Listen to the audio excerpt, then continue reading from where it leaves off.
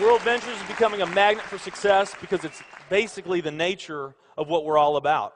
It's hard to believe how much ground we've covered in such a short period of time. You know, in our first year, we did about 15 million in sales.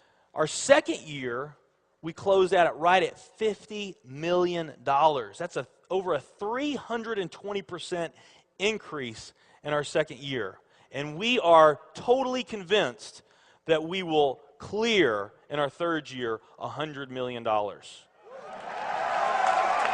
I'll tell you what's going to happen much faster than you might imagine is that we're going to become a billion-dollar company.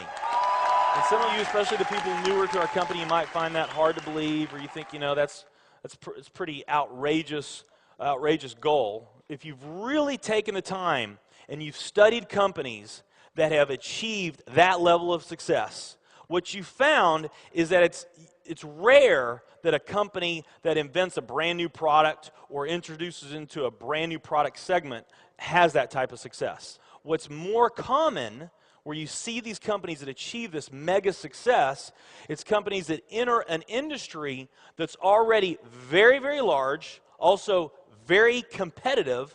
They do something just a little bit different, and they carve out a small little piece of a really big pie, and with that small little piece, they become over $1 billion a year company.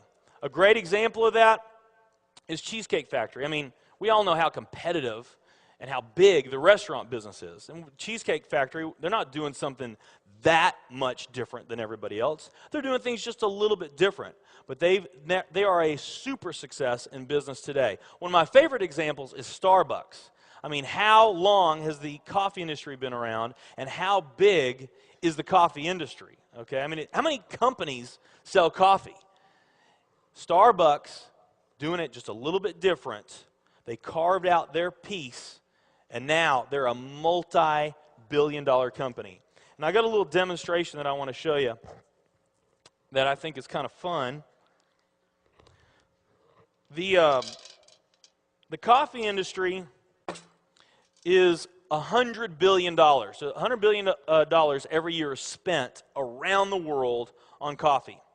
Each one of these gumballs represents $1 billion in annual sales. There's 100 gumballs in here.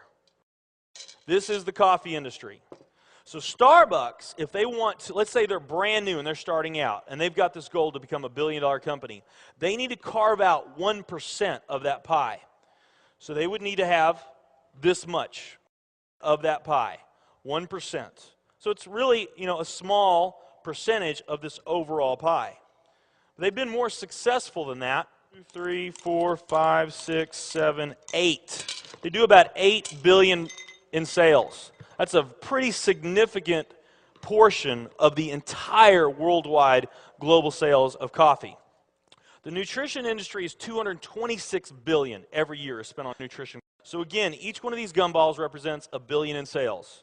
So here's the coffee industry, here's the nutrition industry. And by the way, you may not know this or not, but over half of all the network marketing companies on the planet today, they're nutrition companies.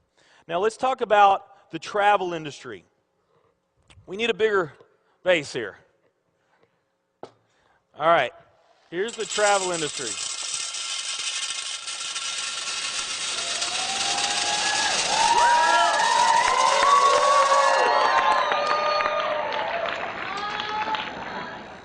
Pretty impressive, right?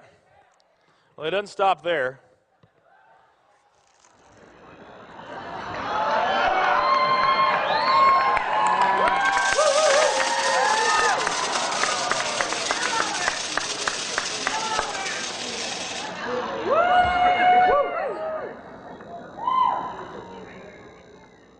That's pretty big, right?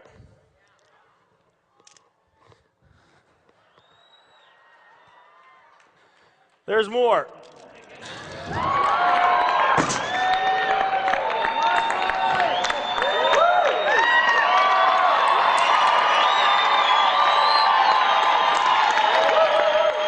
But wait, there's more.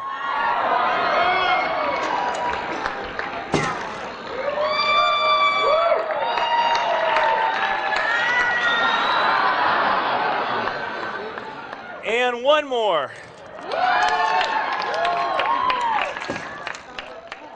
All right. So here's coffee. Here's nutrition, the entire nutrition industry. Here's travel.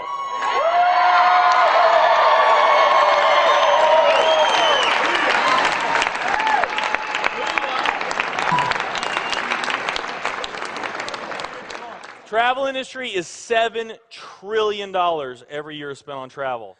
And they also say that the travel industry is going to grow from $7 trillion to $13 trillion over the next decade.